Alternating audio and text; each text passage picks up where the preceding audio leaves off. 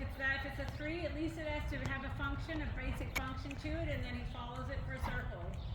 So, you know, it adds a little more challenge to already that he's trying to keep the endurance and like keep that trot happening and all of that, and then he can work in those circles.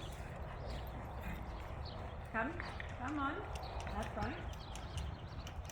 Yeah, and I mean this is where you really get the chance to like. I know you got to wake him up a lot, but when he's really not in barging mode, it's when you really get a chance to keep engaging him. And you get a chance to like engage him to create contact that stays up above the rein. And he is more up above the rein right now. Like your rein, the lower your rein is, the more horse is up above it. That's a good thing. You know what I mean by that? Yeah. Okay. But in that trot, you know, you get to try pretty often to say like, more hind leg. Okay, Yeah. more hind leg. Okay, more hind leg. And it doesn't turn into like barging. Yes. But you can really create positive contact In that. Yeah. That looked really good, Christina. Really good. What I love about this horse, he does try 100%, even if it's the wrong thing. Yeah. It's 100%. Right, that 100% wrong too. Yeah. Well, that's why I like taking the cover off, the curb chain cover off. Like then it stops that wrong option faster. Yeah, for sure. And he doesn't get like full blown into it. I mean, I'm not saying full blown. I mean, you have enough going on to not let it go on like ridiculously long. Yeah. But still, it was going on a little too long. Too long? Yeah. Okay. With the amount of like strength and organization you have, Yeah. shouldn't go on that long. Okay. That's fair. Yeah. And it is more fair to him. True. You know, Very true. to stop that before it goes any further.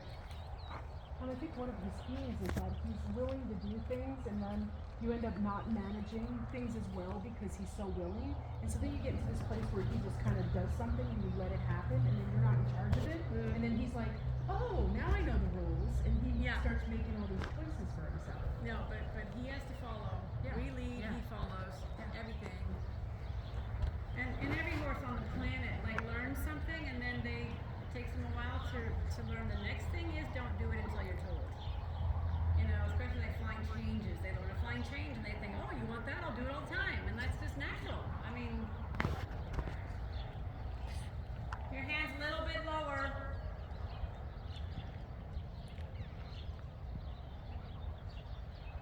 I think if I put my hands up there, he's not going to dive his head down. Yeah. I don't know. My hands just naturally on him want to go like up more. I know. And you're not the first person who does that. Yeah. But and yours certainly weren't up very much, right? But if they're slightly above the line of connection between your center of gravity and the rein, and the bit, then there is a bit of break in that communication.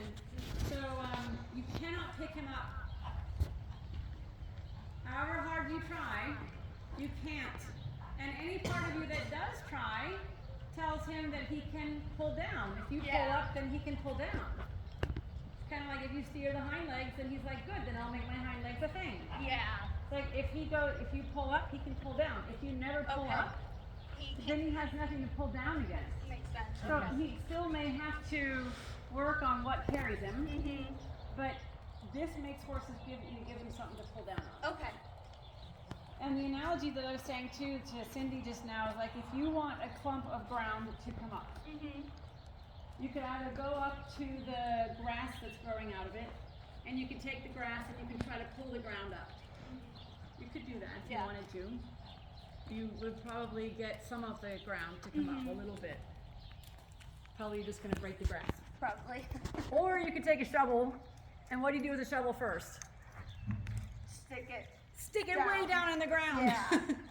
And you use gravity and you push it down and lower down under the ground that you go, the more ground comes up when you use the leverage then with the leverage that you have.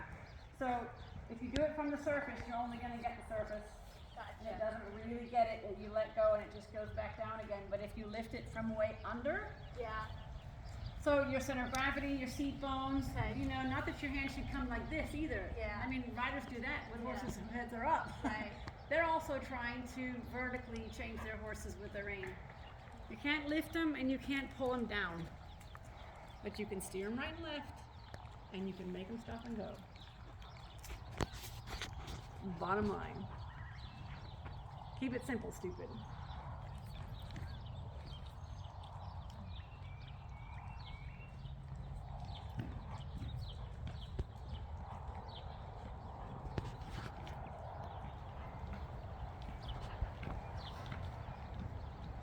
Yeah, that's more like right now your ring contact really matches your center of gravity being down.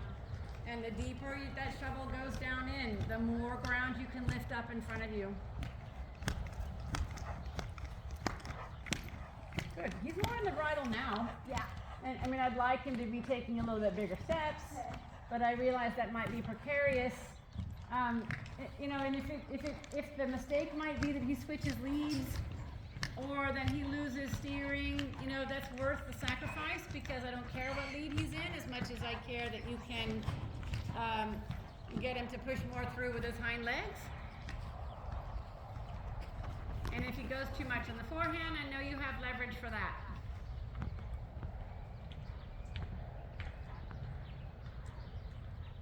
There you go. There you go. And I might sneak in some 3-in-1 there if you can coordinate that. That's good, Christina. You're really steering him. You have the front wheels. And I know this isn't the really difficult direction, but you really had the front wheels. That felt really nice. Where Okay. he was like waiting for me to kind of, because usually when we get on circles like that, he just automatically thinks canter pirouette. I think I and remember starts that. spinning. Whips Yeah. himself around. I remember And that. so that was really nice that he waited for me every single step Perfect. to tell him to keep turning. Perfect. Yep. And that's a common with all horses. You know, taking over, assuming they know what's next, like anticipating, and it is a good quality because they're trying so hard and they want to do it, but they still have to wait for instructions. Got to stay on the aids. Manage every step. That's really. Well, the yeah, I key mean, right we're lead, they follow. So if you don't, yeah, they can't take over. I mean, like, if the woman starts leading in ballroom dance, that would be pretty confusing. Oh, that was really good. Can you do, yeah, a little 3-in-1. So a little curve, drop the snaffle. And then snaffle, drop the curve. All good. Yeah, that's pretty good steering shoulders. Yeah. And definitely not any anticipating and just spinning around. Definitely not. I like how big the pirouette is. Like there, he needs to get more going again. Yep, come. That's right. Little squiggly line. Yeah. Good, and maybe play with 3-in-1 again. Your hands are staying better down. You're getting the shovel to go further in.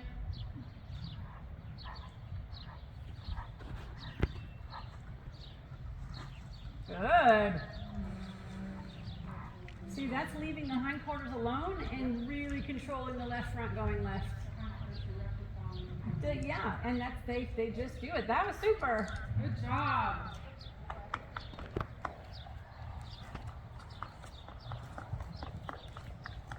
And I'm not sure how many other trainers out there are saying the same thing, like don't steer the haunches back into straightness.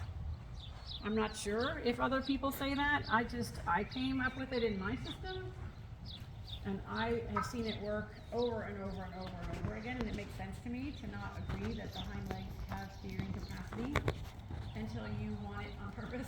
Well, it also decomplicates It a does. situation where you're trying to do all these things to manage everything, Yeah. and you're making it worse. Yeah. At least that's how I feel when I get in that trying to fix it. Like, Yeah. but if I were Too just to many let the legs factors. go forward and then start doing this, Yeah. then it makes it much more simple for Yeah. someone who's already trying too hard. Absolutely. You ride Harleys? Yeah. So, and what if your back wheels start turning left and right? That would suck How shit. yeah. It'd be terrible. But if you need a little stability, you can use the throttle. Mm-hmm. Oh And yeah, that helps. Yeah, you always use throttle to Yeah. remove all doubt. But you don't, if it got a little squirrely, you wouldn't want to like forget about the front and then or balance and then go faster. you go maybe a little momentum in the back wheel. The cars would be the same. What if the back wheels in our cars started turning left and right? Like it would be so much more complicated and scary and like way too much. You don't want 2 steering wheels. Well, and Just one one. of the things he does is for me anyways, he get so when he gets in the compressed canner, for me he gets stuck there, and I can't get him out. Get into the bridle. Yeah, I can't get him out of that. But She you can manages lead it him a much little bit. better. So then do a squiggly if That he's, can help them get out of it. It can help, like, Okay. quote, relax them from being too, like, oh. So if you can't just, like, put your leg on and have him go. Like, a little right turn, left turn will get him out of it. Okay, all right, I'll work on that Yeah. because that is one of the things we started doing pirouettes last week for the first time. Okay. And it was pretty bad in the beginning, and she helped me through it. No And matter we got what it. We movement just you're in, changes, it was- pirouettes, extensions, whatever, you've got to be able to steer the front wheels and keep toggling it. and that's Even what if she it's had a me tiny do. amount, you want to know that they can still function there. It's huge. Yep, she had me do bigger pirouettes and managing every step, not going so fast. Yeah. And it fixed everything. Good.